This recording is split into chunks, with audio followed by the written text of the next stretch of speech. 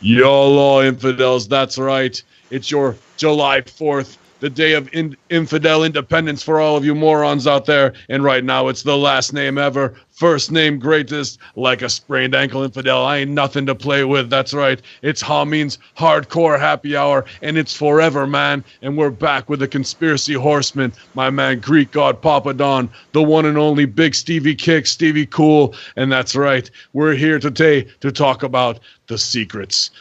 We're going to unlock them all. We're going to build our own wall out of bricks of truth. That's right. So none of you Freemasons out there have anything over HackerHamin. You're a 33rd degree infidel as far as I'm concerned, and I'm a 90-degree master. YOLO on this HackerHamin's hardcore happy hour.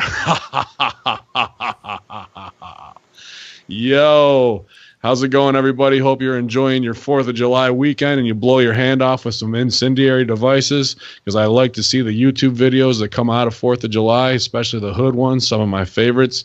But yeah, congratulations to those living in possibly the last days and times of American freedom, and we'll see how things go if we have 4th of July next year or not. So really enjoy this one with your family, barbecue it up, drink your Coronas, because you might not get them next year imported. There may be a big tax on them. So, yeah, we're here, and we figure we kick out a bonus episode for you guys. And one thing that is always in the background of almost every conspiracy horseman show that we do is the Freemasons. You know, these secret clubs, these secret societies, and that's what today's show is all about. But before we get into it, say what's up to my co-host, Greek God Papa Don. How's it going, man? Happy 4th.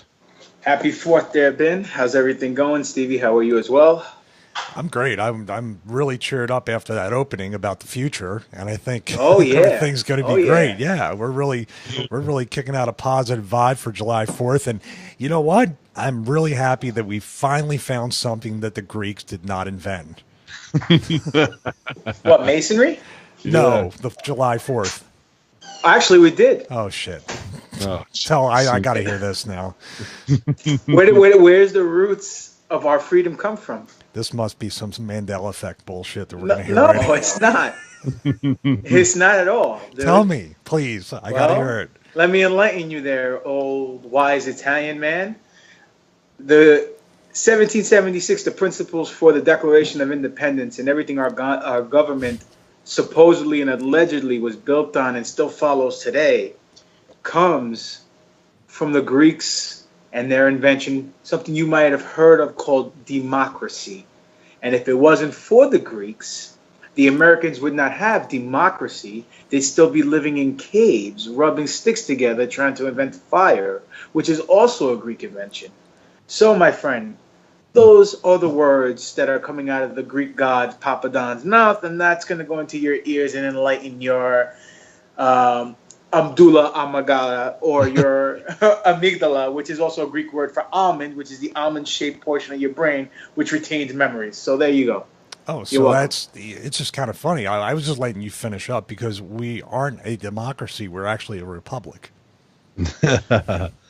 Well, tomato. Okay, I want to hear how the Greeks invented the Republic of America. Well, you can wait till the end of the show. I'll give you some time. Let's just get started.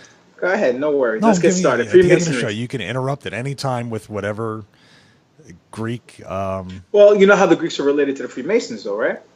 I do not. What are the Masons? What are the Masons known for? Besides ruling the world. Yeah, building things, concrete, right? Masonry, things like that. Mm-hmm. Well, where does all that stem from? It stems from ancient Greece. And then it was passed down to the Romans. And then it was passed down to over here with the Freemasons. So there you go. There's a connection. There's 6 degrees of separation, everything in this world, to the Greeks. So you're basically saying that you're part of the biggest heels in the world right now. Yahallah. You best believe it, baby. Heels over strong, 24/7, twice on Sundays. And we are doing this on Sundays, so there we go. There we go. Okay. This is your second episode. I'm sure this isn't the last we're going to hear about Greeks during this episode, so I guess we can go. That's right. You're a lucky man. I am lucky. You're my friend. I love you, Papa Don. I just don't know about. I just don't know about all. I just don't know. You don't love everybody. I saw a couple people in the locker room. You weren't exactly going up and giving them hugs and high fives. Well, that's because you were big leaguing them at the time. I didn't want to intervene on you. They deserved it. That's right. You know. Speaking of big leaguing, I want to tell you, we'll open up with the wrestling story. Vince Russo was at the Nashville Fairgrounds last night, but as in true wrestling promotion fashion, they actually worked the boys and kept him in a separate locker room as the big surprise at the end. Yes, they did. Wow. That type of surprise is like, what's that movie where the guy brings home the chick and it finds out it's a dude at the end? Ready to Rumble? No. Something game, the crying game. Yeah, the crying game. That's the type of surprise it is. Come on, man. The guy has no business being in a wrestling ring. I tell him to his face. I met the guy twice. I was reluctant to shake his hand, but he was a friend of a friend. And we did a show one time, and I wanted to see what he was going to say. And this was the funny thing. I did a show with him one time in Brooklyn at Jose's Maximo's Federation Fighting Spirit Wrestling. He had him as a guest. People were all asking. He did a Q&A before the show about Monday Night Wars and he's the reason why there's 6 with WWE. Whatever. Okay, great. After the show, he's watching all the matches. So he watches the matches. I think I was semi-main or whatever the case may be. I go up to him and said, "Hey man, you get a chance to watch my match?" "Oh yeah, good stuff, kid. Good stuff." Any criticism? Just to see what he was going to say, Because I want to see if he was going to say if I applied a hold on wrong or, just to test the waters. "No, man, just character. Stick to your character. Your character's good. Good character." I said, "All right, cool. Thank you very much." And I walked away, and I'm saying to myself, "You motherfucker. Like, come on." You know what I'm saying? Character? Come on, dude. This is the guy who invented the reverse battle royal. I have nothing against him. I told you. I think he's cool as shit, but not in a wrestling sense. I think him and I sitting at a bar drinking, having a beer or vodka, and just shooting the shit, talking sports or whatever, even talking wrestling, fine. But him booking? Nah, that's like Stevie Wonder giving away driving instructions, driving lessons, It just is not going to happen. Yeah, I guess that, maybe the joke was lost too, that I left 2 tickets for Jim Cornette at the door and also reserved for Jim Cornette in the front row with a big sign.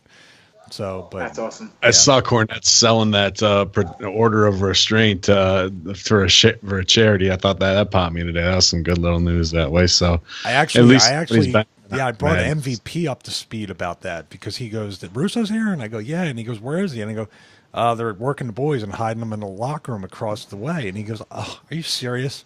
And I go, "Yeah." And I go, "Didn't you hear about the protection order thing?" And he goes, "No." And I told him about it. And I told him about Cornette, and he goes, "That is the best thing I've ever heard." I did say he's given a portion to charity, which is awesome. But the fact that, he's capitalizing, and like we all say, there's got to be some sort of cooperation in this whole deal because they need each other to be. Cornette, not as much as Russo, but they do need each other to actually exist in relevancy in the professional wrestling world. So there was 3 private locker rooms: Russo's, yours, and MVP's, and then the one for the boys. No. Mine was the one with the red ropes and everything. Actually, I'll say this: the Rebel from TNA had her own little cordoned off thing that was, there. So that's funny, man. I know Rebel. She's never cool. She's cool. Yeah, she's very nice. She's with my buddy Paradise, Jimmy Long, man, who I came up with the OVW, who does almost all the production at TNA. So funny that way. No, I dressed with Swinger, with Bagwell, with MVP, and with a bunch of the guys I know from Philly. So I was right there. I think MVP probably didn't know because he was down under on House of Hardcore, which my guy Muhammad Ali Vaez was running, and Spirit Squad and all those guys were down there. I know Mondo had a hell of a time, so I was happy for those guys. They're doing. I think they were drawing like 1,600 on a couple nights, man. Like this really, really big houses. So House of Hardcore kicking ass, man, from inception to where it is now. A lot of growth. So very cool. Just like the Freemasons throughout in history. Yeah, exactly. Is Bagwell still doing the gigolo thing? I don't know. We didn't really talk about that. We rode together up and back to Nashville. We talked more about working out, the keto diet. They were interested in that a lot. Swinger's really grizzled, so he just went through his little session of. Hey, let me ask you something, Stevie. He cried. He literally looked at the list real quick, and he saw my name next to his. We worked each other. And he turned white as a ghost. I go, "You're going to fucking work today, motherfucker." And he was just like... That's why you're timeless, my friend. That's okay. That's No, why. no. I went through the ropes. He beat me up right until the end with the kick. He didn't take one bump until the finish, and that was fine with me. Sweet. I did it for the veterans. Let me ask you this. Yes. I saw the documentary. I posted it in the group page. What was it? What the Health? They're saying that meat and eggs are bad for you. It was totally pro vegan diet. Did you get a chance to see it? I did. Yeah. What'd you think of it? I think it's all twisted around anyway, as far as like vegans and the way they think and everything, with their mission statement and the way they care about animals and all that stuff. I absolutely agree with that. When they turn it into a religion and they start coming down on anybody and everybody that can't live the exact lifestyle that they want to live, it sort of becomes. There's a guy, Vegan Gains, that actually is like kind of like one of those people. He points out a lot of good stuff, but he's also like just as what's the word I'm looking for? Polarizing, as he basically just, he goes around about it the wrong way. I don't want to eat meat. I hate eating meat. I love animals. I still fall off and have to eat meat to get my protein source. So every day I kind of struggle with trying to find a way around that and be more vegetarian than meat eater. As far as I would say where it's backwards is I think a lot of the stuff in the research going out is that carbs are really what are the unhealthy source, because a lot of that is processed. A lot of that, it goes through your body, and fat doesn't make you fat. That's why I think the keto diet, at least for me at this point, has been the best diet I've done in many, many years, because it's the first time my gut and my stomach have not felt bloated, I haven't felt sick.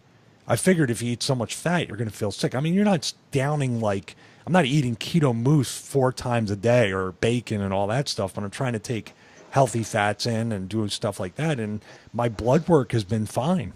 I thought, oh man, my blood work, my cholesterol, all this stuff. I'm taking an extra sodium to keep my electrolytes in and not be dehydrated and not get the keto flu. My blood work has come back totally fine. Nothing has changed since being on this diet. So, because I'm not gonna lie to you, bro. After watching that, because I'm trying to do this keto thing too, alongside you, and it's been hard. I'm not gonna lie, but after watching this, and I know these doctors are testing like diabetes is due mostly not to sugar but to meat, and how bad the meat's this and meat's that, and this I kind of took a step back and I was like, wow, maybe I should go vegan to try it out. But then I said to myself, I don't know, man. I like my grilled chicken. I like eating my steak. I wouldn't say that. I think the studies that come out about diabetes, obesity, and all that stuff is always wrapped around carbs. I'm not disagreeing with you. And processed carbs and processed sugars and processed foods. Yeah. Now, meats and all that stuff have a heavy. Believe it or not, there's processed foods that are not vegan that have sugar in it somehow. They preserve it with certain things that are obviously going to spike your insulin. There's so many things. Put it this way, I can't even explain half of the shit that's in most food, because they throw so much stuff in there. That's all processed, and your body has to actually digest that. That's why we were sharing the stuff about the GMO stuff and the cereals and everything.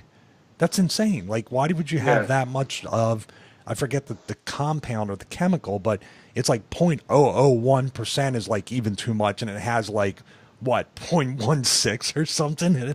It's a crazy number. I think it's more, once again, I think we can, Ben, and maybe you agree with this, and you too, Pop It On, I think we can actually turn this back around into the Freemasons, the Illuminati, New World Order, the population control, why they're doing certain things to the food supply to make sure people maybe stay sick, stay docile, or even just die at a certain time to keep it from growing into 7, 8, 9 billion people. That's a No, I'm with that, man. There's always more money in the treatments, and Freemasons are real big at the end of life for older people, man. When it comes to their charity and giving, that's the dichotomy of the strangeness of Masonry, and we'll get into all that. And when it comes to meats, I just made 10 pounds of homemade beef jerky, so I'll enjoy all that while you guys can suck down your fucking keto shit all day long, man. Well, no, keto's part of that. No, keto's all meat, dude. I will say this. I've been, my brother-in-law, he lives down in Florida. He does all the, I forget what it's called. He hunts, but he eats what he hunts for. And it's like basically kind of like a farm to table type thing. He goes out and hunts. And what's it called? Sustainability. When you just, life. Yeah, but there's a group that actually exists. That's basically, what's that? I can't think off the top of my head. I know exactly what you're talking about. They use every bit of the animal, and they eat, and they store and do all the. You make beef jerky, like you said. I believe that kind of stuff, even though it's not very attractive to me, because I don't know if I could ever kill another living thing. It's that there's no. What are you talking about? You kill crowds all the time. Oh, yeah. Well, I won't argue. Those wrestling fans aren't quite alive. So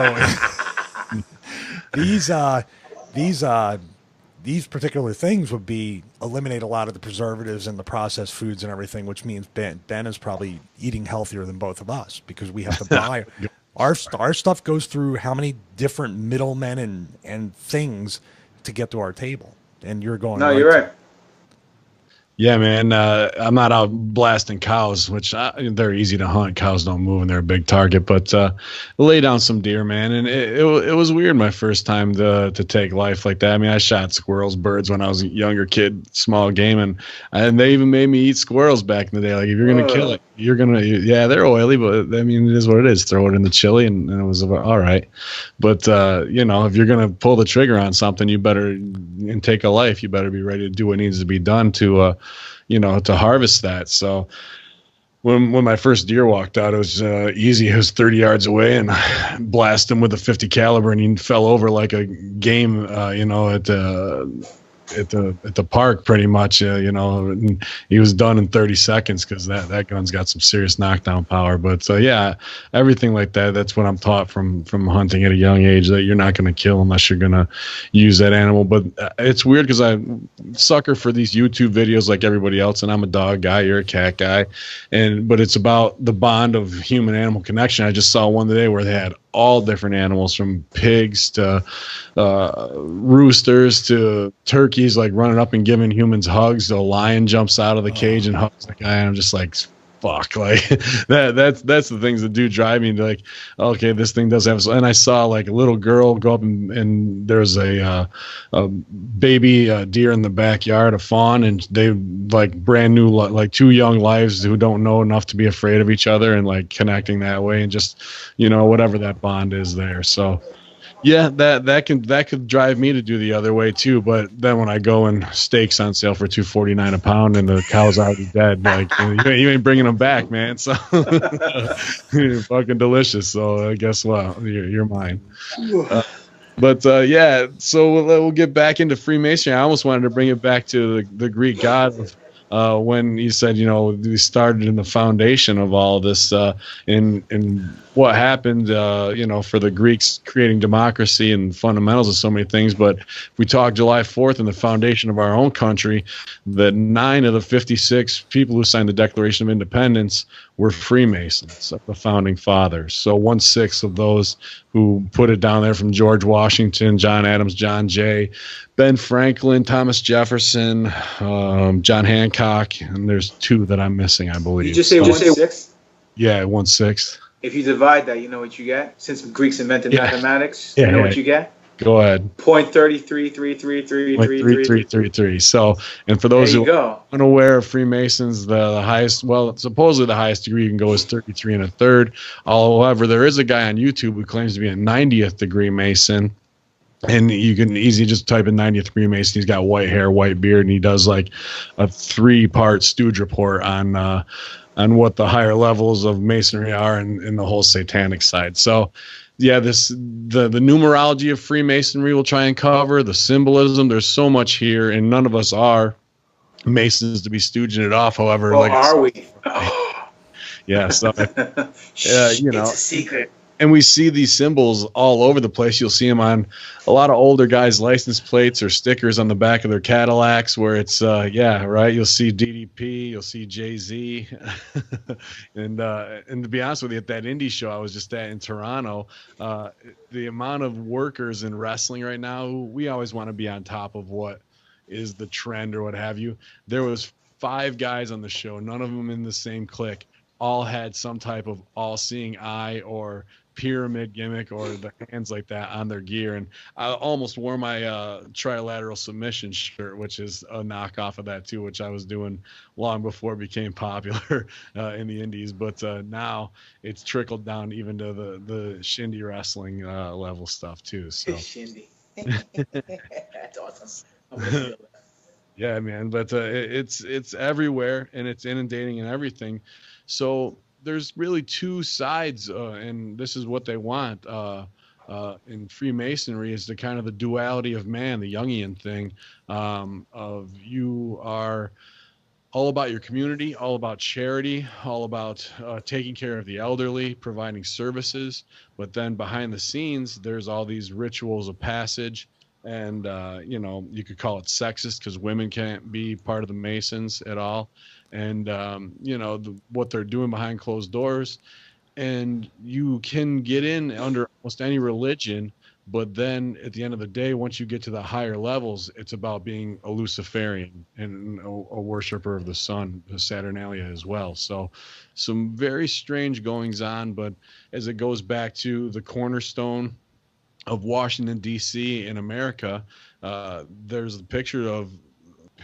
painting of George Washington with the Freemason apron on, that's him actually digging for the White House, the cornerstone in D.C. And there's so much, if you want to look up on Google, Washington, D.C., Freemasonry map or what have you, where not just the buildings themselves built by the Freemasons are so symbolic, from the obelisks to the White House itself, which people say the dome on it, or not the Capitol building, not the White House, is the G with the the square and the compass, the way it maps out to what's on our money, but all throughout.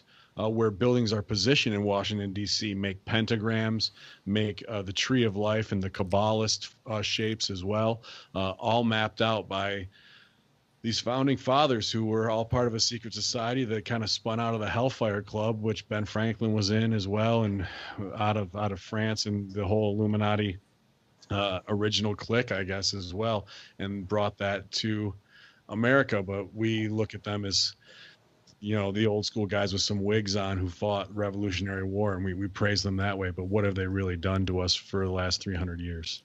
Yeah, I'm looking at a site here that give you a fact. I'll bring it back up here.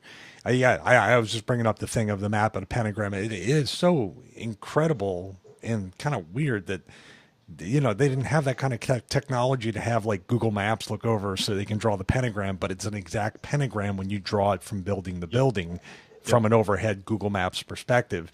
What it says here is since 1776, no less than 14 presidents, 18 vice presidents, and 40 Supreme Court justices have been Freemasons. Many of the founding members were active Freemasons. 13 of the 39 signers of the U.S. Constitution were Masons. 9 of the 56 signers of the Declaration of Independence. Just under half of George Washington's Continental Army generals were Freemasons.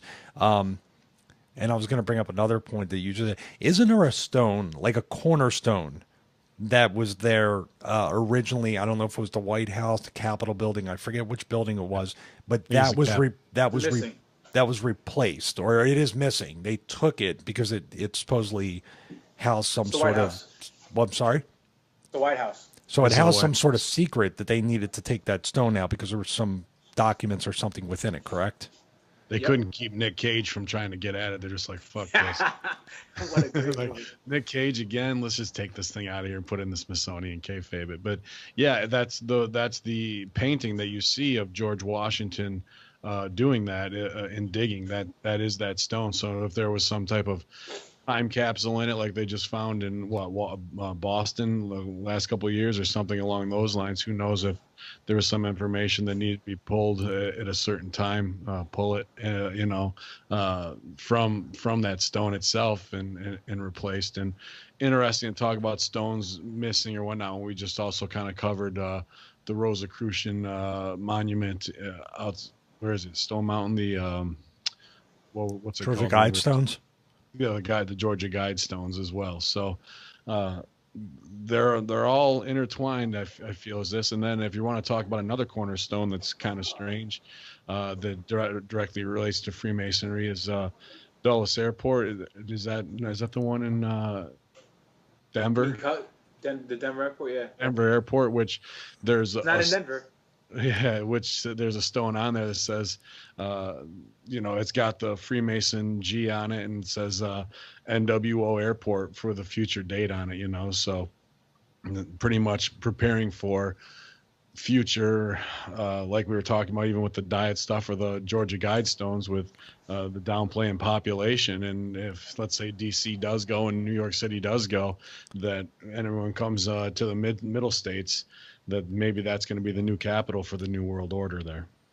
It's funny, too. We talked about it in the last episode about CRISPR and the designer babies, and I kind of talked about how they could probably end up, purposely, if through DNA, possibly shortening people's lifespans or making sure that the population doesn't grow at any kind of exponential rate. It's kind of scary because everybody thinks there's going to be a huge thing that comes like an epidemic or a sickness or some virus that wipes out all the population, but maybe there's a lot more of a marathon type approach where there will be this kind of thing because people now want their designer babies. People now are using technology to do things, and it's kind of, I looked at the movie the other day, and it's sort of like once you go down little rabbit holes, like pop it on and send us on Facebook. I went down another rabbit hole when I looked at this. Remember Demolition Man?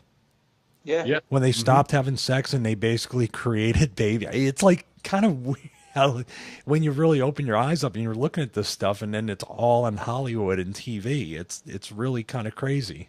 Well, that's 1984 George Orwell as well, where you're set up to be married, and if it doesn't work out, then that's it for you. And to even express love and to get rid of that kind of stuff out of there, it becomes illegal against the law. They have to pass notes. It's taboo. And like just this girl that he sees in 1984 to pass her a note that says, "I love you." He doesn't even know her. And in the end, it's all part of the setup that takes him down and puts him away in the gulag. But that's all kind of interwoven into Demolition Man. And we're going to do that in future one. Other movies, that from They Live to, what's the one about the this mask? Guy Fawkes. V for Vendetta? Yeah, V for Vendetta. Thank you. Blanking on that one. I got the concussion today. But so, there's so much of Orwellian and Brave New World that's interwoven in these movies because that's the easiest delivery system. But I saw that 1984 sales were up after Trump got in office like never before. But I was teaching that book when Bush came into office. It was much more germane and Obama than when Trump did. But going back here now to Freemasonry and what it is, an old boys club that's been around for hundreds of years, passing down from the sacred knowledge of mathematics, whether it's how pyramids were built and whatnot. But let's talk about the symbolism first of the compass, the square, and the G in the middle. And what does the compass make? It makes circles, and the square makes squares, obviously, or rectangles. And the G in the middle, if you were to count through all of the alphabet, and this is the duality of Freemasonry, where you have the light and the dark side that you both live, you count through the whole alphabet. And then if you start over again, 1 through 26, A through Z, and then A again is 27, and number 33 letter would be G. So the duality of it is where the G comes from. Now, this will tie into a future show as well for the flat earthers. I don't know if you guys have seen, the original look of what the flat Earth might have looked like beforehand, where it looks almost like a roulette wheel with the globe in the middle and then it's squared around. That's an old Freemason poster that has plenty of biblical verses related to it. But if you were to take a circle and put it in that square, that's also what people think is a part of that sacred knowledge is. So for the flat earthers out there, that the square and the compass could actually relate to the Freemasons, knowing that the earth truly isn't round. They're the only ones that really know what the planet looks like. Wow. Yeah. Does that make sense saying it like that? Well, since we're talking about symbolism, just a side note, probably for a future thing, the UN logo is basically the flat Earth. So crazy to looking at that. Like it's always kind of like, it's always just kind of confused me that they would have that rather than a whole globe, since the whole UN is around the globe. It's the exact flat Earth map that they have there. Yeah. It's pretty crazy. Mm-hmm. They did it. We didn't do it. We didn't come up with that conspiracy. That's their logo. It's been that way since whenever they formed that crazy company they have. Unless it used to be, and it got Mandela into that. But so the other part of this in the secret society that you don't really see them wearing, however, George Washington's painting has him on it, is the actual apron with symbolism on it, where now it can be Ordo Templi, which is the triangle with the sunbeams coming out of it with the eye, a spear, a hammer, plenty of other symbolism that they use in their secret coded language. But the actual frock itself is to represent the old stonemasons, where they would have their tools, a place to put their stonemason tools in there. But now it's just symbolic of being part of the order. And then the higher ones, they have big, huge necklaces too, like that you've seen. It always anyone wearing a lot of big gold necklace reminds me of Mr. T, so that always kind of pops me a little bit. Hey, but fool. I pity those fools. So get no plane. That's right. But so those are, and then rings are a big part of it as well. As you move up from early Freemasonry all the way to the top, there's a bunch of different rings, which is pretty germane to what we do of getting in the ring all the time to battle. So nice. Thank you. Interesting when it comes to how into jewelry and fashion they are is a representative to me. I think and costumes, another thing that we do that kind of separates us in our gimmicks from everybody else to be memorable, and they'll have it color coded as well, depending on what degrees you are. And then one of the more final parts that's still kayfabed, and you can see this with a lot of world leader pictures if you look this up, are their handshakes. And their handshakes actually stooge off to each other which degree of Mason they are. I know one or two of them, they'll touch knuckles on the outside after they grab. So depending on which knuckle you touch on the guy's hand on the outside, are you 20th, 30th degree Mason? Are you beginner? Ones where they actually make the triangle with their fingers as well on top when they touch thumbs together. So there's plenty of Bush photographs with that as well, and people in the UN as well, photographs where you'll see different handshakes and how they lock hands that way. So really taking it back to almost like an elementary school level with your buddies, where we've got our secret handshake, or NBA players after they score or whatever, they've got their own little dab that they do together. So why they want to do that, it's just been passed down, I think, in a way to identify each other in public and say, aha, we have one over everybody and we're brothers together in this crazy sect.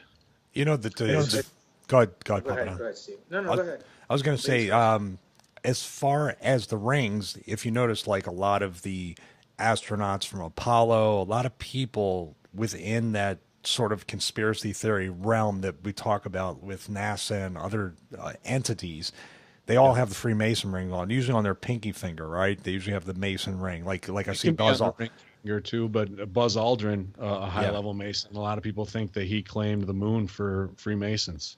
Yeah. instead of America. Another thing, and I didn't notice this until one of my friends who runs another conspiracy channel pointed it out in a bunch of his videos, like Nick Cage, a lot of different people in Hollywood and other Masons, they wear 2 watches for the duality. I don't know the exact. Do you know the exact reason why they're wearing a watch on each wrist? This has been a long time since I heard it. I believe one of them is set to an Egyptian time.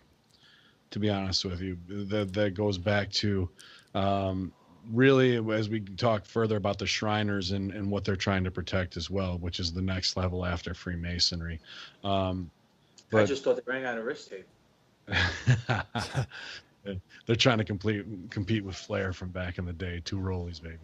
But even he didn't do anything like that. I mean, but if you're wearing and these are usually very expensive watches that you're wearing one on each wrist, it's kind of just odd. Yes. Yeah. Well, he's a vampire. So, you know, one set on Transylvania time and one set on now time, and maybe one counts all the days he has before he can hibernate and come back 100 years later on. You know, you never know. So, was gonna put on that with fashion. Sorry, I had another thing as well. Sorry, I didn't mean to throw you off. It's all good, man. I lost it. Did I? I'm on the concussion gimmick. So, what I was gonna say before Stevie and I butted heads for a quick second was the thing that you said, like it's school, you know, with the secret handshakes. Like when you're in elementary school, you and your buds got secret handshakes. They also got like passing notes in school. You know what I'm saying? We used to pass notes, and you wrote it in code so you don't get caught. Yeah. Same thing with them, because I know a few Freemasons, and I actually was going to become one, but did not have the time to give them 100% of my devotion, so I never pursued it. But that's not the point. Point is that they told me how it goes down. As far as their initiation goes, and a lot of them they have things that are written in code, letters missing, or things written a certain way, or whatever the case may be, and you got to get the key in order to unlock it so you can memorize it. So it is just like being a little kid. You have your handshakes, you have your notes before the teacher's back is turned. So very good comparison, Ben. Thanks. And I'm just looking up here, you know, when you enter as an apprentice, and their phrase is to be one, ask one, which means just go up to a Freemason and kind of offer yourself. And actually, I heard that I couldn't be, because the only people they don't accept are atheists, because to be a Freemason, you have to be able to believe in a higher power than yourself, which shows that you're willing to give up and be submissive, you know. Yeah, but now you believe in giants, so that's a higher power. That's true. There you go. So it applies to you right there. I don't know if they accept Anunnaki as a higher belief, I guess, in genetic engineering that way. But I think it's more so once you get to that higher level, the 32nd, 33rd degree, supposedly the secrets that's revealed to you is that Lucifer is God, the light bringer, and that you will, you know, accept him as your savior. And from there, you move into the successes that you want to in politics, you know, but it's mainly to show that you're subservient. So you sign yourself to the devil then, basically, and you get what you want. Yes, exactly. And so George Bush Sr.? Sorry, go ahead. So like George Bush Sr.? Oh, who's yeah. Like supposed to be like the most highest degree Mason in the entire world? Well, Skull and Bones, you know, they do that right out at college that way. And actually, I saw at Oxford that on Drudge Report yesterday, it's some duality where it's all these rich kids dressing up like it's Club 50, Studio 54, where they all showed up to a party, you know, looking like 80s and queered out to as much as they could be. One of them had sex with a goat there, like to impress everybody else. And was he Greek? He might have been. The Greeks invented bestiality. That I can believe. Oh, I thought you said that you can relate. No, I can't relate. I've heard some of their. He does love animals. He loves animals. No, see, I've never made it that far in wrestling. See, I'm not a 33-degree wrestler. I couldn't work 33 minutes. Fuck that. So, but one of the parts of in the Masonic lodge when a new member joins, after they do all this stuff of blindfolding you and hitting you on the head for Hiram Abiff and all this stuff, which I don't even know if we'll be able to get to because that's a whole thing unto itself biblically that I would have to study up on. But hopefully my boy Billy Ray Valentine from Infinite Fringe can hook me up on that. But they have, these lodges have a fake goat that you ride around on. Like, and riding the goat is a passage. Now, that's pretty satanic symbolically, as far as I'm concerned, of being on the back of Satan. You know what I mean? And well, that's right along with the Gothard Tunnel opening ceremony with that with the Baphomet. Yeah, that's a goat, goat man that you're basically resurrecting and doing all that stuff. I mean, the goat is kind of like the analogy to Satan with those rituals. Absolutely. So it's very. The goat always coming back in. Obviously, if Jericho put it over as the greatest of all time, and we've heard that now as in LL Cool J, whatnot. But it seems like the goat, and Josh Matthews calling himself that on TNA recently as well, becoming more and more prevalent as Baphomet's exposed, and a part of a satanic ritual, a sacrifice that probably goes back thousands of years, very biblical. What a quick question about the Freemasons. Obviously, you said the payoff is when you're 32nd, 33rd, or if it goes higher, you actually get great political and mainstream power. Yes. Now, up until that point, are there? I would guess that there's certain benefits that you'll get the better jobs. You'll get the better jobs with better pay. You'll have a little bit easier of a time getting a home. These are just guesses. You're going to have a little bit of an easier time going throughout your life that you're so connected with Masons. I would guess like that. It's who you know, basically. Absolutely. It's absolutely that. And what you're willing to do even within the lodge, but you'll see the Masonic home in your hometown, and these buses that take older people, your grandma and grandfather, to the store and whatnot. And charity is a big part. Now, is that, I'm not saying the work that they're doing isn't great for their community, but is it just that? Is it a work? Is it to keep up appearances so you can be the master and ruler of the society that your lodge is surrounded by? And that's kind of the big question, especially in the lower degrees, because I actually had somebody anonymously write the president of the college I worked for when I was teaching some of this, because one of my students, it was their uncle, I believe, is a Freemason, and he doesn't know what he's talking about. But this guy's like, 2 or 3 years in, being a fire department guy and doing everything for his community, but he doesn't really know what he's being indoctrinated into. You think it's all for the benefit of man, but maybe he'll never even get out of the blue level lodges, which is degrees 1 through 10, I believe, and get to that higher foundation. They're just going to keep taking this guy for money and donations and using him to do chicken barbecues for whatever cause, for Little League.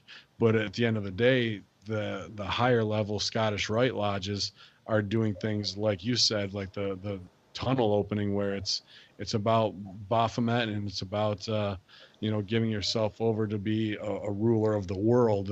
If you watch the Simpsons Stone Butter episode, that very similar to that as well. I think it's also the greatest.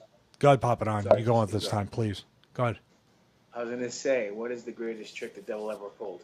Yeah, convincing the world that he didn't exist. There you go. And if Lucifer is their boy, and they follow Lucifer's light, of course they're going to follow his teachings and his gimmick. They're going to trickle down to society. So if that's the case, maybe like you said, the entry level, the curtain jerkers, they don't know the real deal. They think they're helping people out. Maybe the main eventers in the back, they're rubbing elbows with the booker and building the biggest angle of all time. You never know.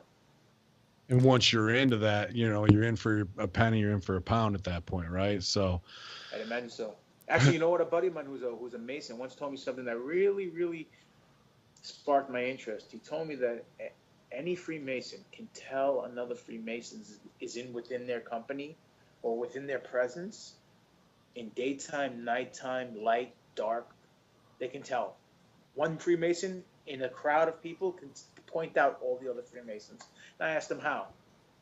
because I'd go up to him, like I'd see something on YouTube or something, and I'd go up to him and I'd drop a little seed, and he'd look at me and say, "Where'd you hear that?"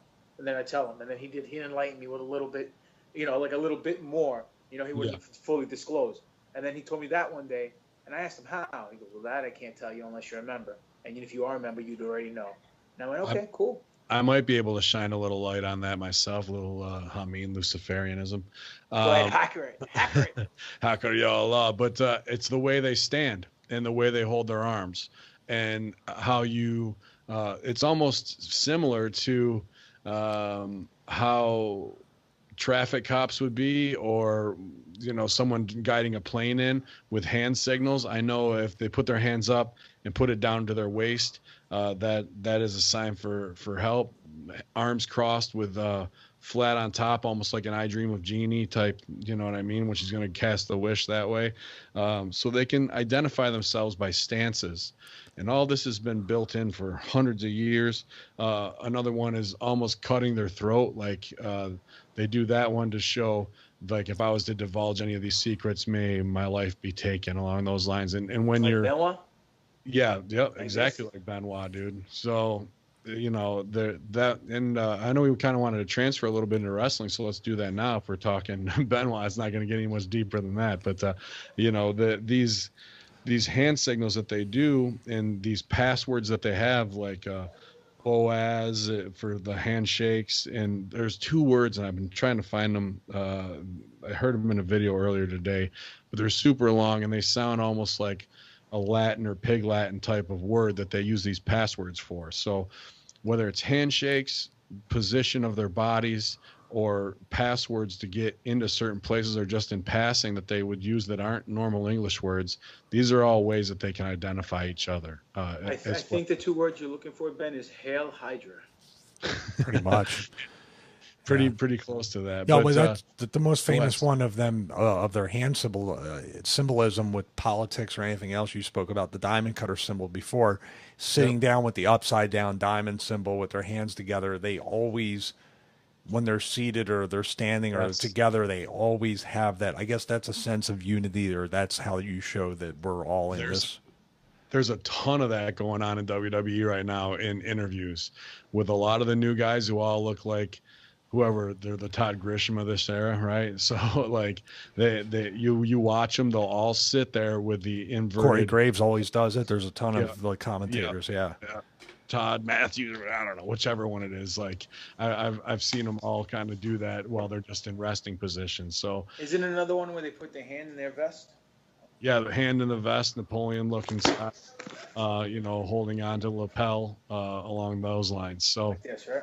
Well, let's not forget too that the people that do the we'll probably get to this. I mean, but even all the music stars putting the hand over one eye, even something as simple as you see Cena do it and it's just okay. That's 666 pretty much. Sure. That's a symbolism. Some people want to put that over as white power, but it's definitely was 666 as far as what he was going with on that one.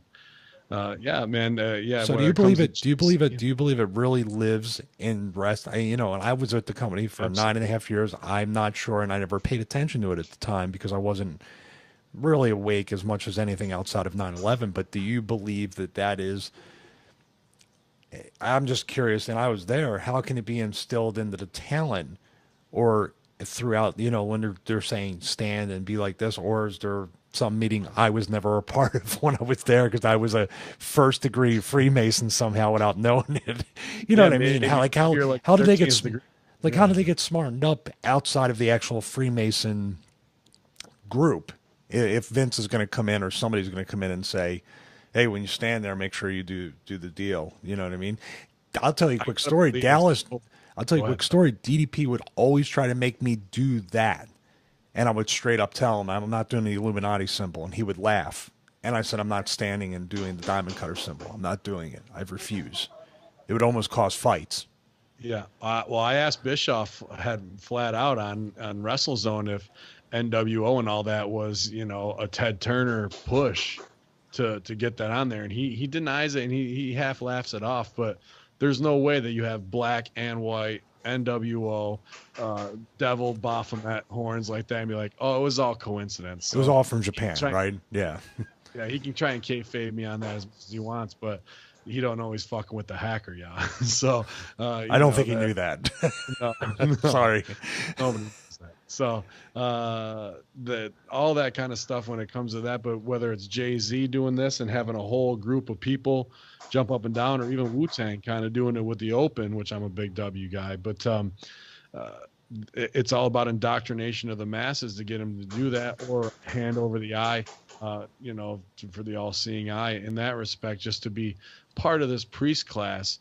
And Jay-Z's new album just dropped. It's called 444:44, and they try to do a lot of that. Their 4 is their number. Even their daughter's name, Blue Ivy, they put IV. So it's wait a minute. symbolic. Yeah. Oh, I was just trying to add the numbers up or multiply them and see if they were somewhere around 33. I don't think so. It's 12, but 1 + 2 in there is 3 if you do it to that degree. But if you were to turn 444 upside down, it looks like what? 666. Yes. Yep. So, that's where you see. That's where, like, and then talking about my friend Ben's channel and other people. This is where, when we start doing this, I think we lose a lot of people, because you turn it upside down, you add, you multiply, subtract, divide, and you know what I mean. You're trying. It's almost like they can go that deep, but I think the symbolism that we're speaking about, the diamond cutter, the Illuminati sign, the cover in the eye, what we think is innocently okay, is basically, that's the CERN symbol, actually. That's the CERN logo. If you think about it, the 666 one. I'm always curious as to how they're coming to get them, by the way. I'm just always curious, like, I don't ever really actually want to personally find out, because I don't want to have someone come to me and say, hey, you're kind of in now, and we want you to be that way. But I wonder if the talent, say, in WWE, or if it's just people in general go, hey, I'm with you, and they kind of start doing it, kind of to show that you're kind of like when you work hard to kind of impress the promoter. Like, I'm gonna work on my promos, and they'll eventually notice me, the kind of thing. I think it might be more like that. Well, what do you want? You want to be on camera in a major storyline, right? Because that's gonna up your credibility with the fans to some degree, sell merch, and also make you a bigger star. But that's easy indoctrination if Vince is writing that kind of stuff for them to come into it. Now, who would be the major players in that? Well, we've seen sacrifices via the Undertaker, and the power player that he is as a leader. I don't know if he is or isn't. We have Kane running for office as a politician now, outside of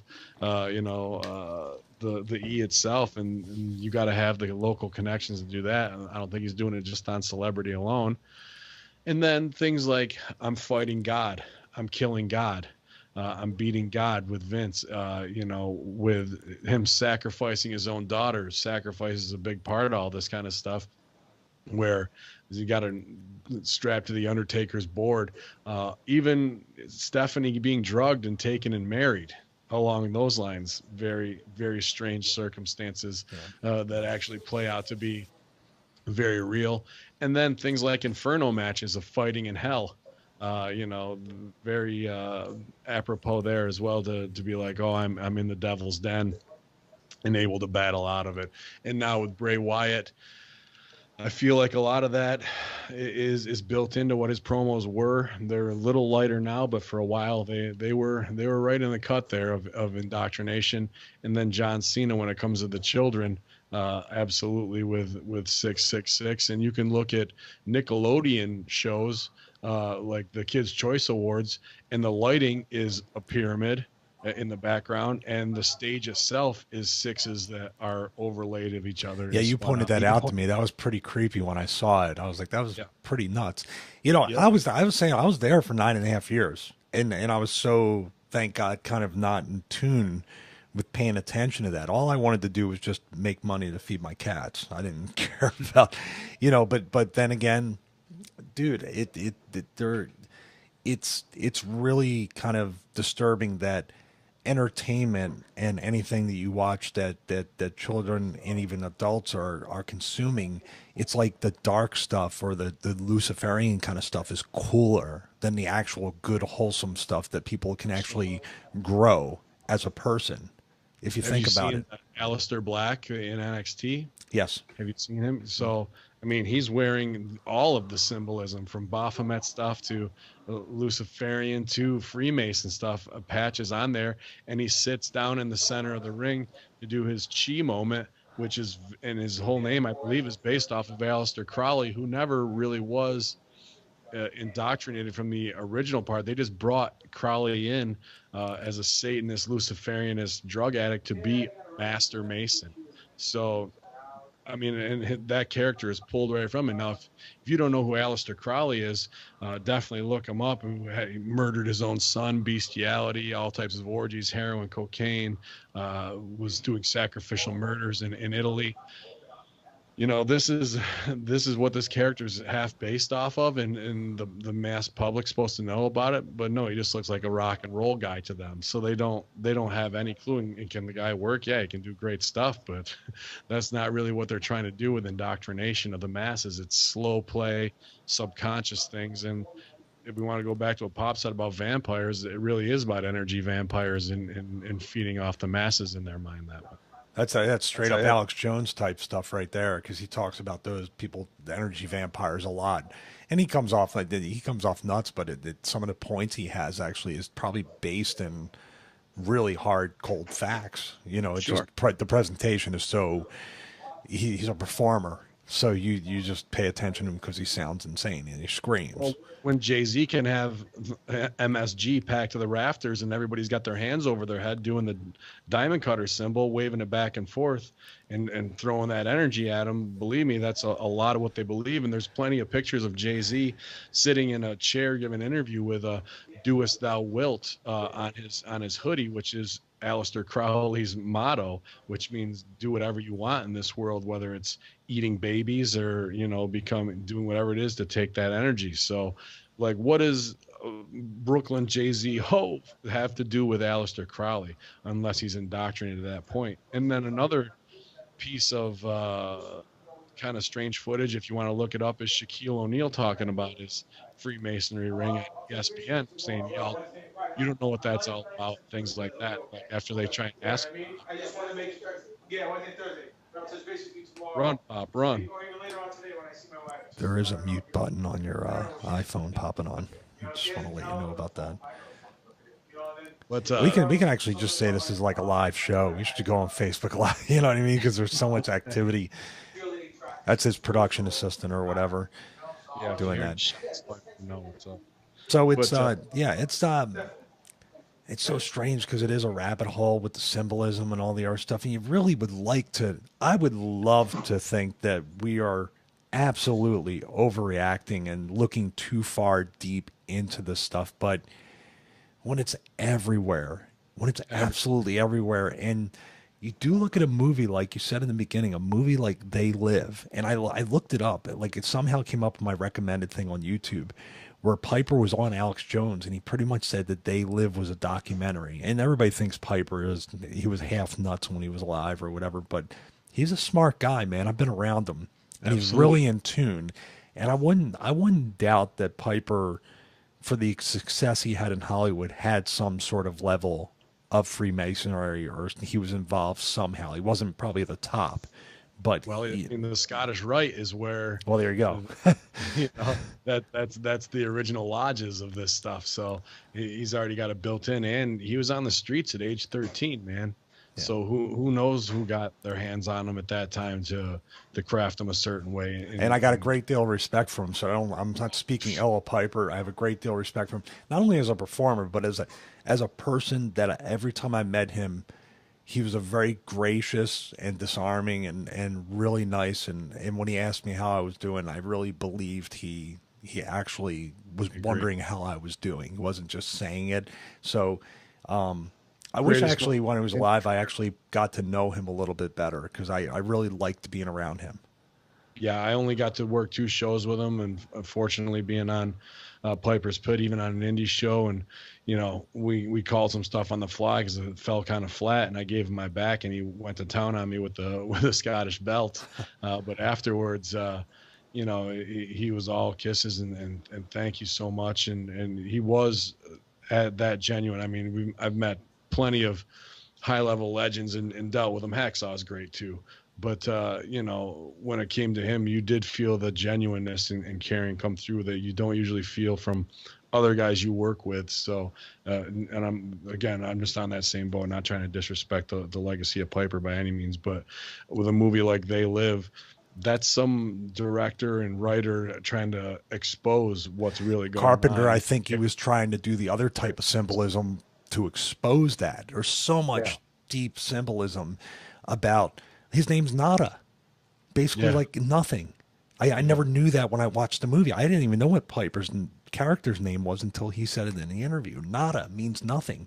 Then the symbolism of the homeless people, of him doing the walk all alone, looking over, you know, L.A. and saying, I still believe in America. All these little, if you watch it, there's probably hundreds of Easter eggs that we don't even kind of catch after watching it for so many times. Well, in the Greek play for Everyman, you know, where he's... The what play? Oh, geez, the back of all times. I wish you would have just got that thought out before. He's like, get your video back on. What are you doing, man? You shut your video off. Not that anybody's complaining. No, we just got the picture of you posed out when you used to be jacked on there. You got too many ladies watching. You have to come back on. My video's on, dude. Yeah, we don't see you. We don't see you. There, got the headshot. We see you doing the Illuminati hand symbol with your right hand. Really? Mandible claw. Yeah. No. I see you Come guys seriously. Robe on or off? What is it gonna be? I know. Come on, man. Get it. Make up your Look mind. at it. It's got sacred geometry on the sides of it and everything too. Disgusting. So when it comes to WWE symbolism, man. Wait, hold on. Finish your plate story. Oh, my plate story. You're Greek. You say Greek, and I didn't. Yeah. Oh yeah. Well, when it comes to They Live, and the name Nada refers to the Greek play for Everyman, I believe, and how the devil approaches him to tempt him as well. So I think a lot of that it plays into things like that. But you know, all of the great Greek plays from Aristophanes, Sophocles, you know, from Antigone's stories like that, all. You know, still get, well, they used to, I would say, up until the late 90s when filmmaking was actually an art and they just didn't do fucking rehashes of everything that was only 20 years old. You know, people were still actually trying to put that kind of stuff in there to send a message, eyes wide shut style. But we're so far away from that now. It's pretty pathetic of what Hollywood has become. Although there are new studios that are kind of all... I think Legion M is one of them where it's all crowdfunded and you can buy stock in them and it's all fans who get to decide what's going to get made next and things like that. So maybe we can get back to some real legit level filmmaking, but the last 20 years has just been an idiocracy dumbing down of everything with no real play, or it's operant conditioning for worst case scenarios in multiverse and things like that. Yeah.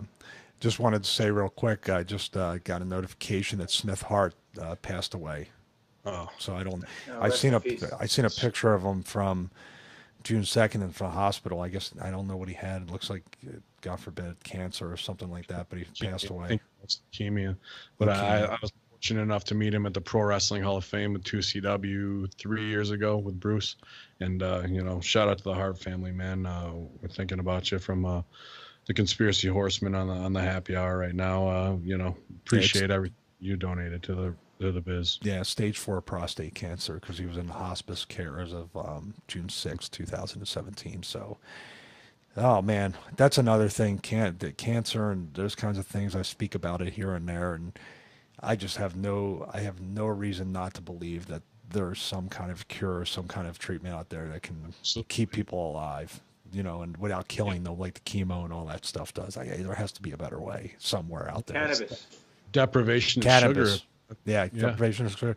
Cannabis. Yeah. Yep. That's one thing too. I think that kind of stuff is being held back maybe on a higher level than we realize, because cannabis is I've never smoked pot, I don't do drugs, but you know, you better believe if my wife or somebody I loved got that sick and needed it, I don't give a fuck. I would get it. I don't care if it's illegal. I would help them. They just had legalized it yesterday in Vegas, and there were lines down the block, you know, for recreational use. And I was a long time smoker, and now I'm just on this gimmick here without it. And there's plenty of advantages for it, man. And all that whole Nancy Reagan just say no to drugs scare totally fucked everybody for decades, you know.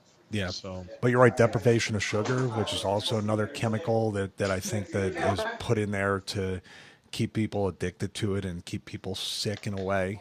Very much. Fructose corn syrup that feeds it. That'll help metastasize quicker than anything else. Yeah. Well, you know, but on that note too, you're talking about all this stuff with Freemasons and stuff. You know, because we just talked earlier about the guidestones and maybe the population control aspect, and then we have the Denver airport talking about preparing for something that may come. Huge murals on the wall of D-Day there. There's all these. Oh God, that mural! I've seen it, man. It's crazy. You know, what mural at the it's airport? It's supposed to be the Smithsonian burning down, as you see them bringing out penguins encased in glass, and you see children of all creed, color, and you know, third world coming together, and also the soldier. He's got the scimitar sword as well, and he's got a gas mask on, kind of a Russian type deal, you know, outfit on. Like it's all foretelling of what they want to push out of there. And even the blue horse with red eye statues, you know, to symbolize the 4 horsemen of the apocalypse. So, and that horse actually fell over and broke a guy's leg. No, didn't it kill the sculptor? Yeah, it fell over and killed the sculptor too. Yeah, he well, that was the dude, but it broke his legs first, and then he died later in the hospital. But that's, I mean, it's all right there. And then if you look at that as an overhead, it's a swastika, the whole building, the way it's laid out from overhead view, and then underneath it, there's supposedly miles and miles of tunnels that are kayfabed, and it's a FEMA region where there's hundreds of thousands of coffins there to do family of 4 bodies, just chuck them in it pretty much. So there's so much that's going on as that being a dumb base, as well as a symbol, a living symbol that people walk through every day and aren't being like, what the fuck is going on in my country that we're even allowing this stuff to be here, and the Dulles family to dictate to us. So, I mean, if the airport is finished, but there's still those cement or concrete cylinders that only go underground that are there's still that construction all around the airport that those things are disappearing, because obviously going underground for some tunnel system or something like that. And how could you have the airport finished, but what are you building out there a mile from the airport or 2 miles from the airport? It's 20 stories underground there. It's a dumb. Which is how far from Denver? It's like a 20-30 minute drive from Denver. It's not actually in Denver. And people say it goes, those tracks go all the way underground to Denver as well. Wow. Nothing to see here, though. From what I heard, allegedly, from what I heard, there's a ton of military bases all over spread out through the United States, Denver being the main hub, you know, and the largest one as well. So supposedly you can travel from California to Florida to New York to up in New England and back, all underneath the United States. That's how many tunnels they have throughout. It's like a little intersection. Yeah, I know. From Denver to the southwest, I saw the map of what it's supposed to be, and yeah, you're right. Supposedly you never have to come off underground. So if they're transporting aliens like we talked about last time, and those guys are underground, that's an easiest way to do it, and then never be seen above ground that way. So I heard. Go ahead, please. Do a video. Yeah. Didn't Alex Jones do a video that he stopped the driver going into a tunnel, and he was transporting nothing but food and water to the underground bases, and then stocking up for something, and then he goes, I don't know, and then he broke kayfabe, saying he drove from this state to that state with underneath the ground, and that's how everyone realized there's tunnels throughout the United States. You guys seen that as well or no? Yeah, it was a long time ago I saw that, but yes.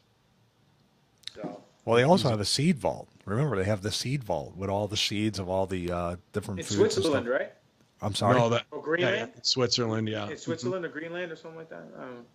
Well, I mean, and then the Ozarks are supposed to be pretty much all carved out now for all high-level Illuminati and people, billionaires who can afford it, pretty much to go live inside the mountains. And most of them have got like Winnebagos or big trailers set up inside the mountains where they're already hollowed out.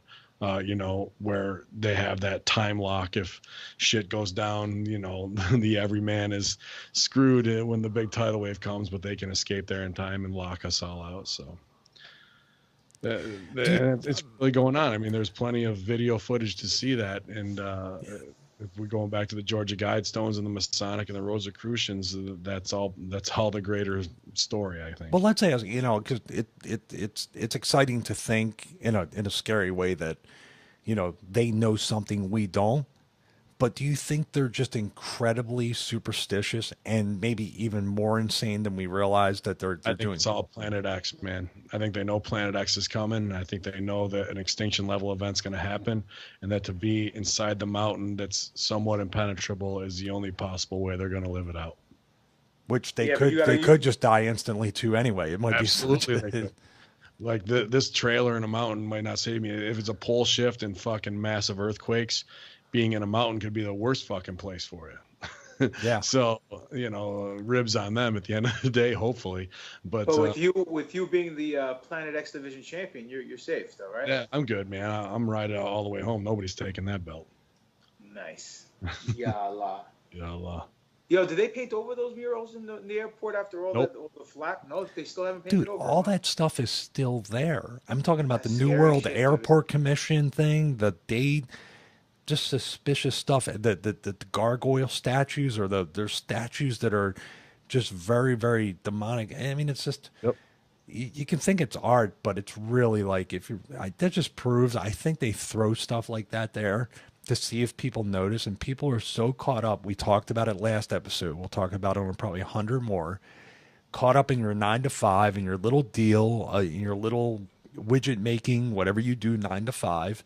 And you don't have time to pay attention to what's really going on in the world. Those people are just walking right by because they got to catch their plane. They got to get their meal. They got balls on these people to put it out there to like. Well, that's what I mean. It's like a test to see, are they really asleep? You know, like, and they live. Are they really asleep? Are they really going to notice? I sure as hell, I walked right by and went, what the fuck is this? I mean, what in the world? I was afraid to take a picture by it because, you know, like, they're watching everything. So I was like, I got to take a picture of this. We should all take a trip. The Horsemen should take a trip down to the airport. We should all get dressed up, cosplay like Batman, and take pictures by the gargoyles. And we can Why don't we just do a podcast right in front of the mural and set up a camera? Yeah, let's do it. I bet you within 4 minutes, somebody will be... Oh, yeah, fuck yeah, dude. Yeah. You know what? We throw that on fucking line, boom. Well, yeah, we'd have to Facebook Live it, but let's see if it gets taken down or not. We'll all be on unemployment. That's my gimmick. Yeah, let me ask you a quick question. Yeah, I want to steal your. I don't even want you to have a gimmick much longer. So you know. That's true. So we have, like, speaking of Alex Jones, one of the most famous videos that he put out, probably the video that made him, was that Bohemian Grove video. You have Bohemian Grove, you have Skull and Bones. Now we're talking about Freemasons and New World Order Illuminati. Are all these things the same exact entity, or are they just kind of departments, would you say, or something like that? No, I would say different.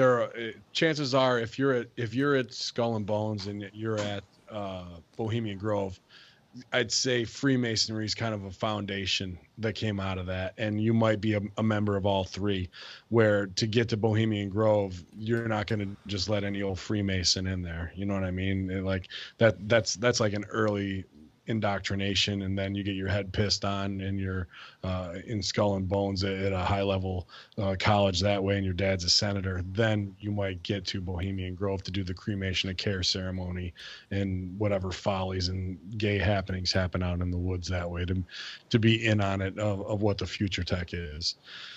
So there's different in Bilderberg as well, which is, you know, more of a business conference. I think it's more of a drinking buddies convention or something, and well, they violate the Logan Act with every Bilderberg group because every fucking U.S. politician, the Clintons and Obama and the Bushes, all go to it, which violates like the number one thing that they're not allowed to violate as part of U.S. law, the Logan Act, meaning you can't. Of law, here's one with the Freemasons that they'll never testify against each other. They will actually break the oath, and they'll subvert testimonies. One Mason will never testify against another one. Oh, here's a quick question, and maybe you got this too popping on. What are some of these? You're just rattling off the different initiation or hazing or whatever ceremonies of indoctrination. What are the that you kind of know about? Like, I mean, God, you know. I mean, I don't want to hear the story again about they get pissed on and everything, but you know, that's Skull and Bones. Well, I want to hear the specifics about that one because I don't even know that one. I'm sure you do, you sick fuck. I'm sure. Oh, absolutely. Well, they do a mock murder at Skull and Bones. You can find that footage, and then supposedly there's in one of in 322, it's got like an upper deck where the senator, whoever's sponsoring you to become a member, stands out, you know, and looks down upon you as a greater power. So already you're being looked down upon in a pit, you know, and that symbolism of itself of being hell. But you know, that's the fraternity style of like, oh, I'm sure it started out as let's piss on Tommy, and then it turned into like that's just what it is, the desecration of it. And I'm sure some type of, in their mind of oath of embarrassment, I guess, just to say that you'll do whatever somebody above you says they will. When it comes to Freemason, I know a lot of the indoctrination, what they do ends up with a noose around the person's neck. Yep. So that's one thing that's strange now, whether they claim it's symbolic of the umbilical cord and it being cut or being tied to Satan possibly. And obviously there's the, if you stooge this off, you'll be killed and hung. A lot of blindfolding, so to be able to trust and be blinded to walk through the valley.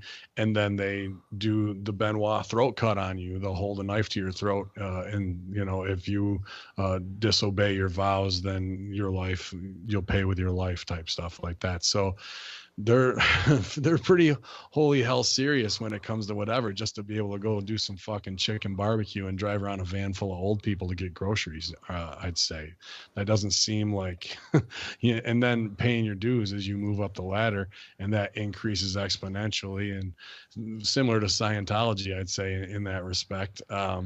But Scientology got exposed, and for some reason Freemasonry can't be. Everything is still kind of hearsay. But both of them, what's strange to me is how much they put into the places where they worship, these mega churches or these Freemason lodges. My wife went to a 5K run, and she sent me some pictures of just these insane lawns and parks that they had built with the you had the big G and the compass and the angle on and the square on there. And I'm like, for what? Like, no one's out there really enjoying it like it's Masonic family day. Like, they're out bringing everyone in, and because the wives are kayfabed on it all, you know, they're not allowed to know what goes on. And in fact, I saw a book that says how to lie to your wife about Freemasonry. Like how do you even work your wife? So you're taking the vow that you made to the person that has your children possibly, or the one you love the most, and then you're kayfabing them just to do some phony ass handshakes and eventually be exposed that you're a Luciferian who believes in Saturnalia. And, you know, everything from, if you really want to talk about it, how many videos growing up MTV generation did we see with black and white checkered floors? All Freemasonry, right? The lodges themselves are built from east to west where their pulpit is of their charter. So when the sun comes up, it's got the most sun shining on it throughout the day along those lines. A lot goes on when it comes to them taking biblical verses of the Lord looking down from the north, of the chair of what do you call it? Not the bigger word for chair, I guess. The Throne. Throne. Thank you. The throne that way, and look at some of these free Masonic chairs that are in those that you can buy after some of these lodges close. They're huge carved elaborate thrones themselves. So there's a lot of ancient god worship that goes into it. And then the other part is, if I say the word Shriner, what does that bring to you in your mind? Charity. Hospital. Shriner, charity, hospital. But you can't become a Shriner until you've gone through all of the highest level of Masonic, degrees, and it's been proven that you're indoctrinated fully. And then you go to, and most Shriners are pretty old dudes. You don't see young ones wearing the Grand Poobah hats and all that. And if you look at their symbolism, it's the Muslim Islamic symbolism with a sword over the top of it. And what is a shrine? It's usually a place where some ancient saint or sacred bones are buried, or a secret is buried, and you're protecting the whole thing of being a Shriner is you're protecting that secret, and that sword is the threat of, death if you were to unleash what that secret is. I watched a Farrakhan video on this not long ago, and just very strange that you want to live your life to do these great things, but really what's being kayfabe is so bizarre and so strange, symbolically, and what it means of ancient knowledge. And almost every Shriner temple is named something for of Syria, of some Arabic descent. So the knowledge that's coming is Mesopotamian. It's very ancient, but it always ends up with these old white guys driving Cadillacs who play golf all the time as the ones who are the holders of this now. And I guess we can bring an improv full circle back to George Washington of what was in that cornerstone. What is that secret, and what is the shrine that they are worshiping at or protecting, whatever's inside it, what saint, what sacred religious knowledge. It's the Ark of the Covenant, and they moved it to Oak Island. I hope so. Yeah, the one thing about Masonry, I personally feel it's a work, meaning that anyone can join. Like you said, you ask a Mason, that's the only way you can become a Mason. But I feel there is a higher power within the Masonry, whether it's 34th or 90th degree or whatever the case may be. I think the people who achieve the most success in these lodges and in the Mace are handpicked, because they see potential within these individuals and let everyone else just be sheep. Because it's like being on a line trying to get into a club, whether it's Studio 54 or Limelight, Palladium, whatever. Point is, you always want to be where the party's at. Everyone wants to go where they're not supposed to be. They want to be part of something secret, so something seclusive, something that no one else is a part of, is only a select few, because it makes you feel special. So these people join it, and they join the Masonry, and those are the ones with the chicken barbecues. Those are the ones helping people out. But then you have the select few that are, in my opinion, picked from within to go to the higher degree because there's more potential. They see that whatever secret or whatever they're protecting will continue to be protected through the eyes and the hands and the individuals that are chosen. So that's what I feel. We're kind of guilty of that too, aren't we, though, Pop, when it comes to being workers? Back in the day, yes. The audience. Yeah. And then even in the locker room, the guy, I don't want to shit on any of the brothers in the industry, but you know who the fucking clowns are and who aren't going to be inside and who aren't going to be, not that we're not breaking kayfabe right now and being just, but that's how it works in the industry of who's on the inside, who's on the outside, whether it's the Montreal screw job or if it's Freemasonry of what was real and what wasn't. Like that's the illusion, the duality, and it's their thing is order de chaos, which is order out of chaos. So that was Rahm Manuel's famous line: "Don't ever let a good crisis go to waste." Absolutely. And Nova Seclorum, right? New World, and everything that's on our money that can be traced back. And one thing that they have done is this sacred geometry and this mathematics that's been handed down from the Greeks. Yeah, from the Greeks. Thanks to them. And whether it plays into a Jay-Z album or a DDP promo, it's strange how the trickle down has really made it from that highest level of 33 1/3 to reach the masses without them ever knowing it, man. Now, here's a question. They have all this power, they have all this intimidation. I kind of agree with you, Pop It On. I feel like a lot of times this may sort of like be a religion, the Scientology, which has been exposed. It seems like the model is real similar to that. When you get to the, whatever, when you're clear, you finally find out that you finally get the idea that, some alien and there's spirits living in your body that need to be kind of like, it's a lot like Star Wars. You have all these things in your body that need to come out. But midichlorians, but it's like and it's what they call theans or something like that. Thetans inside. But sounds a lot like Satan. But they kind of, keep you like, oh, Scientology is just about really kind of a positive outlook, and then you get to the point you realize that it's very nefarious and almost evil, but you're already brainwashed in a way. So the Freemasons kind of brainwashed these people into believing, now you've believed all this, now we're going to tell you we're basically Satan worshipers, and we worship Lucifer, and that's what we are, and that's what you are. You've been that all along. You just don't know it. This is the truth. So you're so mind fucked at that point. You've given so much money, you don't want to be embarrassed by that point. You've given so much of your time, it becomes your persona. And, one of my OVW brothers, who I got a lot of love and respect for too, and I sent you the little graphic, my boy Strangler Steve sent it to me, and I was not completely shocked because I knew about it that he was, but and if there is Freemasonry in WWE, unfortunately it didn't work for him like it should have possibly. But Aaron the Idol Stevens, Damian Sandow, I saw in a newsletter that got put out through Freemasonry, reached the 32nd degree of the rite of Scottish passage that way, and it's escaping me right now what it's called. It does have a title. Keeper of the something, but that means you're going to do more charity work. You're going to be more in tune with the public that way. But at the same time, I read, and this is what I read online, so take it with a grain of salt. That's when it's exposed to you that Lucifer is your God. And now we say Lucifer and Satan, and it seems like, what we were conditioned to with heaven and hell and what was taught. But in Illuminati teachings, that's just the bringer of light, which is brought man from a foolish level to giving him enlightenment. So I think how they look at it was completely different. Saw your wife for the first time on camera. They saw you. I didn't see her. I missed it. He saw you. You're on there forever now. I got to upload this to YouTube as soon as possible now.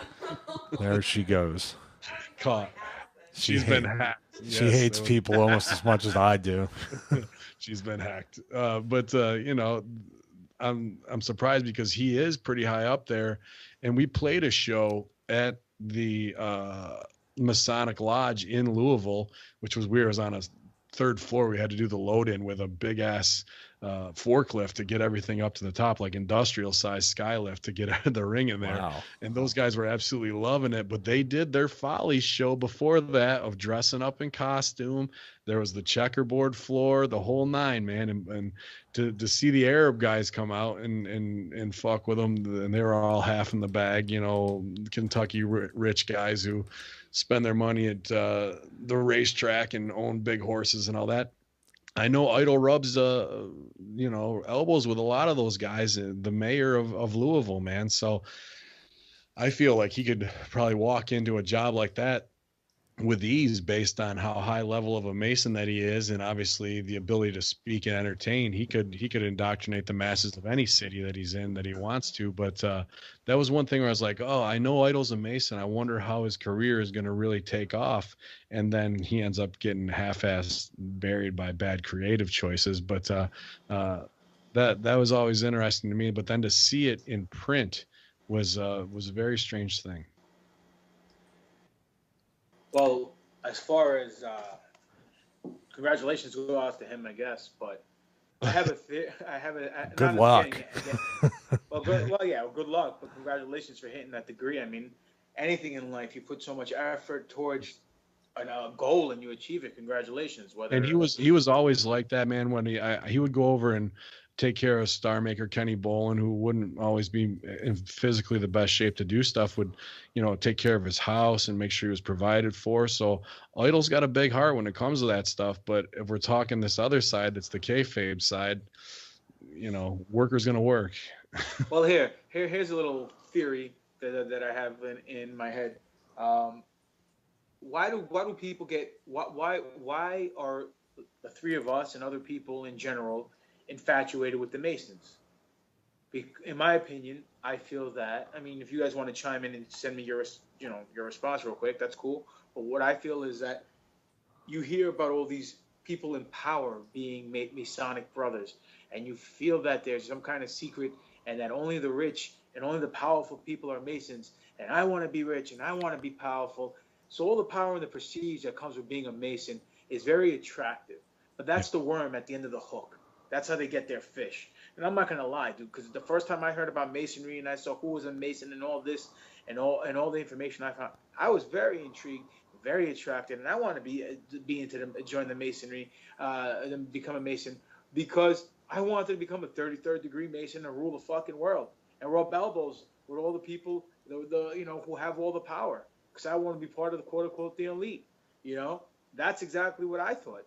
Now, whether or not it's true, one hell of a sales pitch, because you get those people. It's like almost like the army recruiting, people who are dumber than dog shit and wet behind the ears and saying, "Hey, kid, we'll pay for your college. Oh, yeah. You're gonna see the world." You know what I'm saying? Same pitch. I agree with that completely, man. And they go after celebrities and performers because they can rise quickly, because that's all more of the bait, right? Once you see, oh, this guy's powerful and he got in there. Like Tom Hanks probably didn't start out as a Freemason doing chicken barbecues when he was 18. It wasn't until he was over with Big that they let him in. And maybe Shaq threw up enough bricks at the free throw line. Maybe they just gave it to him already because he put up enough. But to see them flash that jewelry and make it a thing of pride, that's easy indoctrination. Plus, it's the want for sacred knowledge, the quest for the unknown. Absolutely. So here's the trick with that, though. You can go into a very dangerous game of, I'm seeking this knowledge, but what if the knowledge that you're being delivered when you finally get to that point is all a bunch of bullshit too? Yeah. How do you know? Yeah. You're already, like I say, once again, you're already brainwashed. You're already kind of like that Scientology type thing, or like we've talked about. I was raised Roman Catholic, so there's brainwashing in every religious thing. It's much different than having faith. And that's why I don't believe. That eternal. Well, believing is different than, I guess, following, if that makes any sense.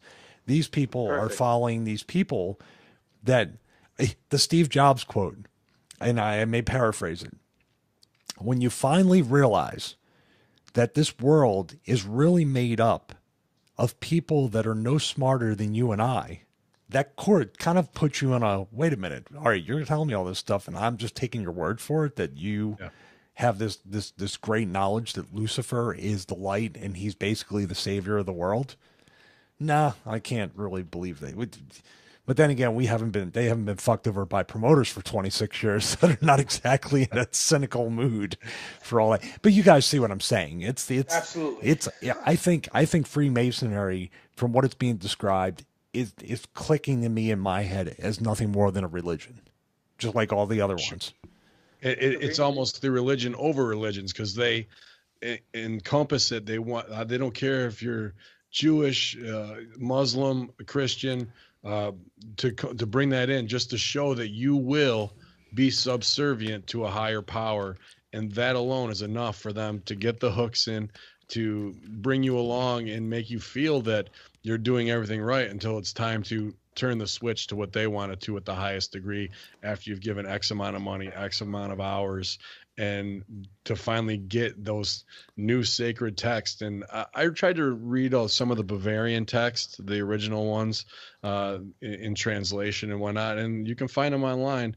But hey, guys, this is a huge rabbit hole to keep going down, and I don't even think we scratched the surface, to be honest with you, because it's what you don't know, and what leaks out. You can go on these Freemason sites and look up Hiram Abiff and the I can't remember the lady's name, the something son of the story of Hiram Abiff, and all these things that have been handed down generationally for centuries that have become, whether it was when Paul Revere was doing it, that makes them feel connected to an original form of what America was founded on, and keeping things secret from the British or whatever secret crew they had back at that time. They still feel like it's valid today, and especially in this new world order climate. Let me ask you guys something. With this whole Masonry thing, the G from what I was told, doesn't stand for God. It stands for Great Architect or Grand Architect, right? Mm-hmm. The guy who built the universe. That's their God. It's not Allah. It's not God. It's not Bob. It's not Steve. It's the Grand Architect. So when they're saying Lucifer's their God, or allegedly, you know, they follow Lucifer's way and he's the bringer of light, are they referring it? And maybe this is just a stupid question, but I just want to get it cleared up. When they're referring to Lucifer, are they referring it to Lucifer as far as Lucifer as the way the St. James Bible or the Christians and the Catholics all look at the devil and call him Lucifer? I mean, is it the same name or same person, or I'm sorry, is it the same person, and they're just saying, no, you guys got it wrong. God is bad and Lucifer is really good, Yeah. or is it that they're just using a same name, Lucifer, the same word because of the translation, and it's really God or Allah or whoever the higher power is that people believe in other religions, but they just call it a different name. But it just happens to be the same name as the devil in Christianity. Which one is it? Well, I think that Christianity rewrote it to be that way, to have that mind control where Lucifer may be looked on as the good guy by most people of the Enlightenment, the light bringer, we think of the snake in the apple, but once they bit the apple, they went from just beasts of human beings to having a consciousness, but that also came with, being scared of things and judgment and all of that kind of, instead of living in paradise together. So it's that, again, duality, that double-edged sword that brought it to there. But what is the sacred knowledge that it brings? So I think it is Satan, but they don't look at Satan as, you're going to burn in hell if you break the 10 commandments. It's enlightenment to get what you want, to do as thou wilt. You only get so many trips around the sun. Do everything you can, have as much of excess as you want, and get as much as you can. And that's where I think their heads are at. When it comes to, I'm just trying to say, like, they say that William Shakespeare was a Masonry, was a Masonic, and that he rewrote the Bible. So it could be that's where, to try and answer your question, where things diverted a little bit. He maybe they took out the sacred knowledge that was easily decoded by Masons and then put it in with some allegorical texts that people have to try and swim through, but you're never going to get the real answer that you want to, so it just keeps you going to some priest or mentor of whatever it is, imam, that is going to have to dictate to you. And again, there you are being subservient again to a higher master. I'm very curious to ask you a question, because I've run into atheists too that have claimed to not even be Hitchens level atheists like you. And they seem to have a whole thing of that. These are people in WWE. You may know the person I'm going to speak of, who's a famous atheist, that said basically, I'm just going to get whatever I can out of this life. I'm going to do my ruthless aggression, because I was there during that era of that. Ruthless aggression. I'm going to get mine. I don't care if I, do whatever, whether it's professionally, personally, breaking up families, I'm just going to basically live my life, because when I die, it's over. Yep. That's it. I'm done, and I just fade away. You believe that too, but what keeps your moral compass as opposed to what other atheists just basically, like the Joker and the Dark Knight, just want to watch the world burn and don't care? What keeps my moral compass? I guess my love for my people and my friends, man. And knowing I want to do the right thing, but it's not with, if I don't do it, I'm not going to get into heaven. I don't need that sword of Damocles and judgment hanging over me. I know what it feels like to do right for people and what comes back to me. And I get my most joy when other people succeed, really. I mean, I love making my moments, but to show somebody what's great inside of them and to help bring that out and foster that, I get the most return personally in that. Maybe not monetarily, but I get a lot of satisfaction.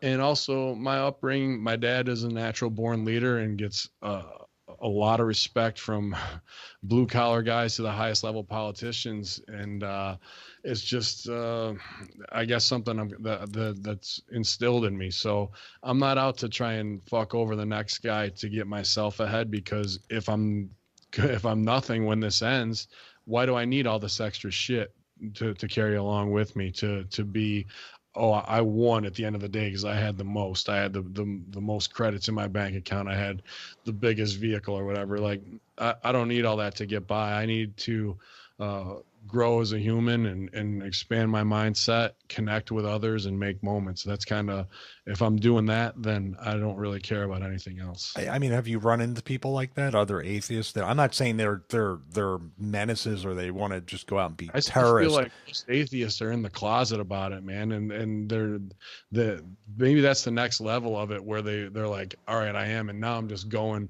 to the nth degree. I don't know what's I don't feel George Carlin was that way. Do you? Maybe I should call myself a Carlin level atheist instead of a Hitchens. I don't think Hitchens was out trying to get his. He liked his cigarettes and scotch, and he wanted to enlighten minds. Carlin brought comedy to enlightenment and was hypercritical, which is exactly what we're doing right now, and questioning things to expand our mind. And he also brought joy to a lot of people and opened their minds up.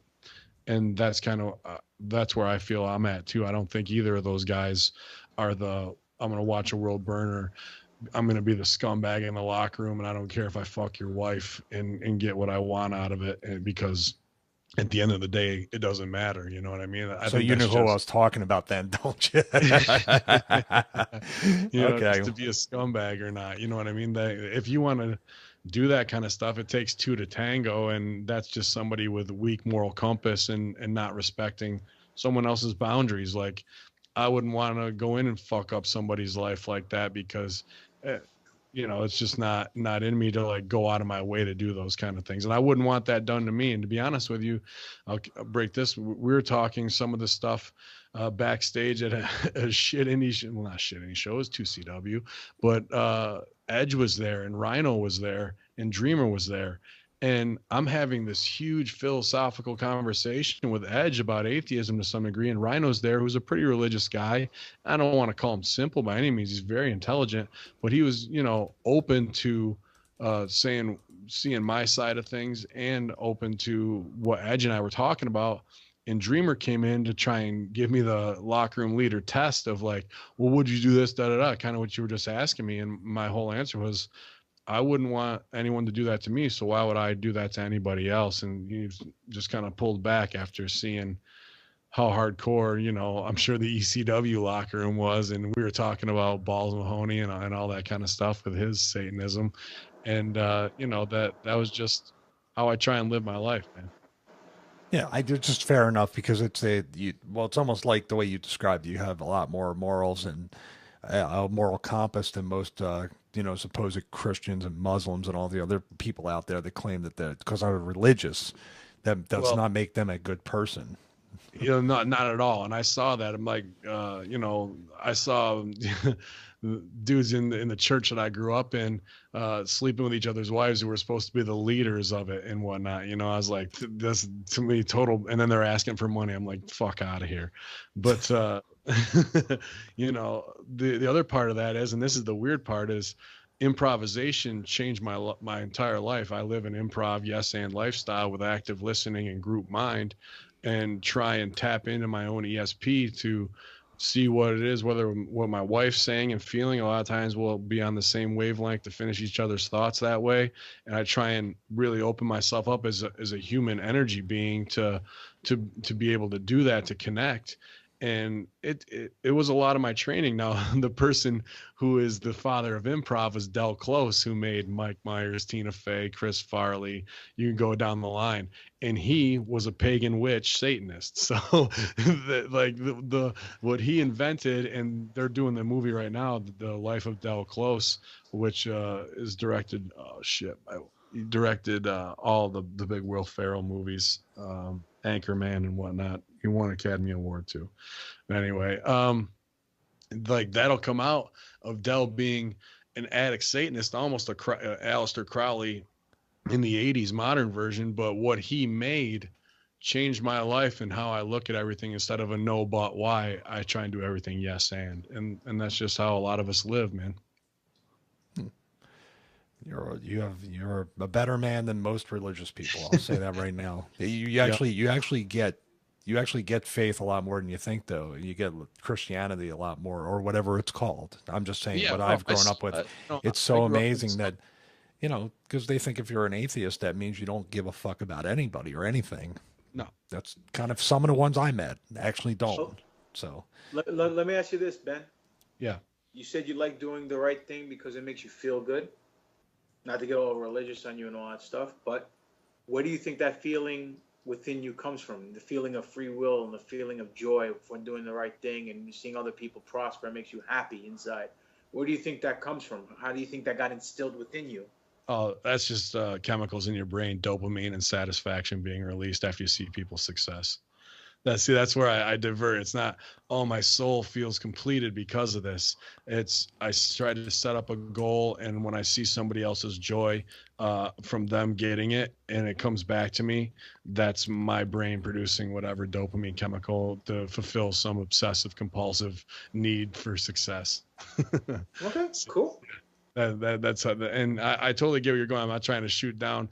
No. I'm not saying you are, dude. Just ask you a random question, you know? No, and that's what I tell my people. You know, I went through my little bout of, you know, I don't really get depressed. I mean, I got shell shocked earlier this week, and it's hard for me to understand people with deep depression sometimes. But my friends who go through that, I often tell them, hey, emotions are only chemicals made by your body, released by your brain. So let's take analysis of that and take stock of it and say, all right, here's where it is. Now let me change my chemical makeup. And how can I do that? What are my triggers that release better dopamine into my mind that are going to help me change my mood? So I try and help. And in this wrestling game, you know, a lot of our friends go through insane bouts of depression, especially if they made it to the top of the mountain and then boom, they're back down here working indies again. And they don't know, they want to get back up there, but it might never happen for them. And unfortunately, it ends badly, as we've seen in the last 2 decades for a lot of people. So sometimes I have to play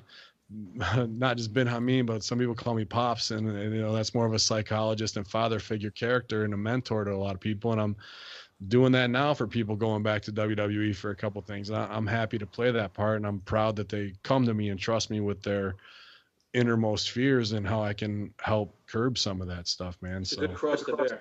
Yeah, it is, man. I feel like if that's my lot in this life, then so be it, dude. Cool. We went through about 3% of what the Freemasons are about. Right? My how many inches does it take to screw in the light bulb? But y'all, you guys, anything you want to plug? I know, you know, half-ass on the shelf, but I know I got shows coming up.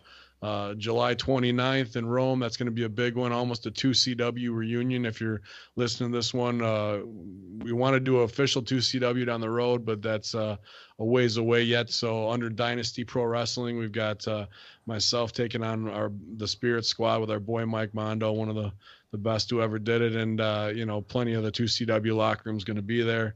I'm in Chicago on August 12th for WrestleFest. Plenty of UPW shows. They got big shows coming up as well.